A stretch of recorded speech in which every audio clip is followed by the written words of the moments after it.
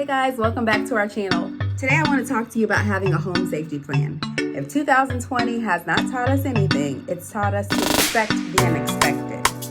When it comes to parenting and to guiding our children, we want to make sure to prepare them for an emergency. Does your child know what to do in case of a tornado, an earthquake, a fire, an intruder?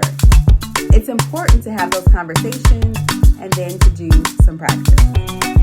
So I want to give you a few quick steps to go over with your kids.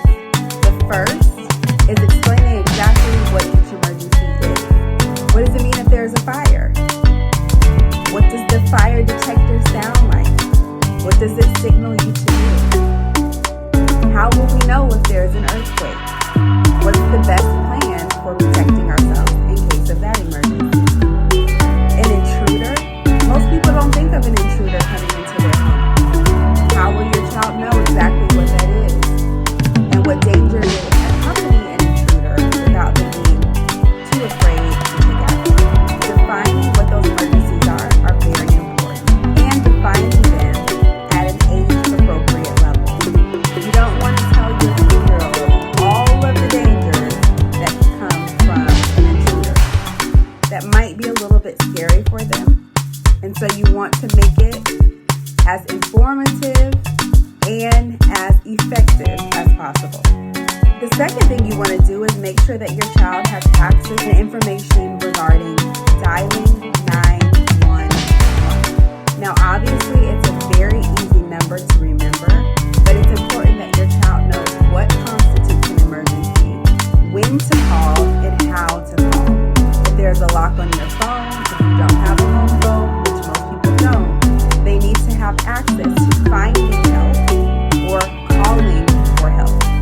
If something were to happen to you and it was just you and your child, how would they be able to alert 911? Is there a neighbor, a close loved one, or someone that they can reach and contact in case of an emergency? Do they have their own cell phone or device that could help them to alert others that there's an emergency? Sometimes we don't think about those questions until the emergency arises. We want to be really proactive and consider different scenarios that our children may find themselves in, and then empower them with the tools, with the skills, and with the knowledge to navigate them. You want to have a diagram, some drawing that identifies exit routes and ways to get to safety. Now, this will be really important for your child to commit to memory, but also if you have a loved one, a babysitter, or someone looking out for your child, you can let them know that there is a guide in order to help them to get to safety. Don't have them relying on in the moment making those tough decisions. Plan it out, think it out ahead of time, and then give them the blueprint to be successful in case of emergency. Often there's equipment that is directly related to an emergency.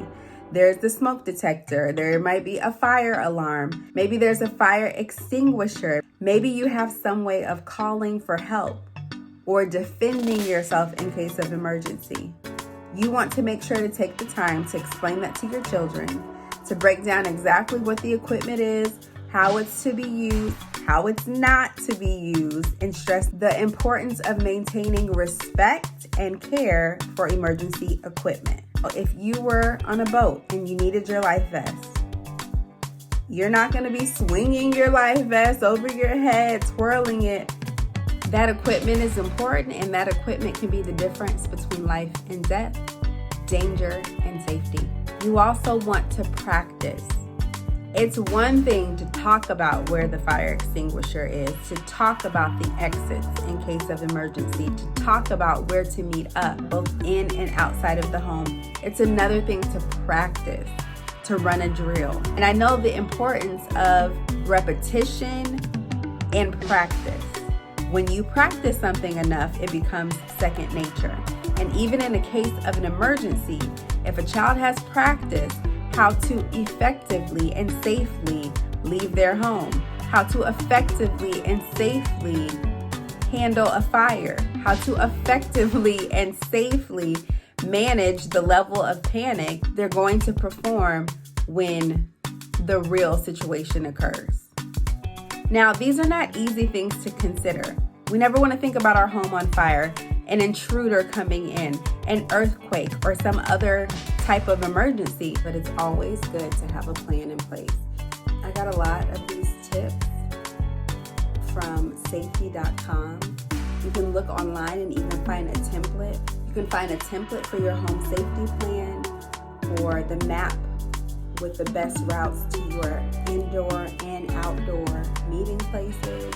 And especially with more time spent at home, you want to make sure that your emergency plan is rock solid. Practice, revise, adapt, and make sure that you and your family are prepared for anything. Until next time.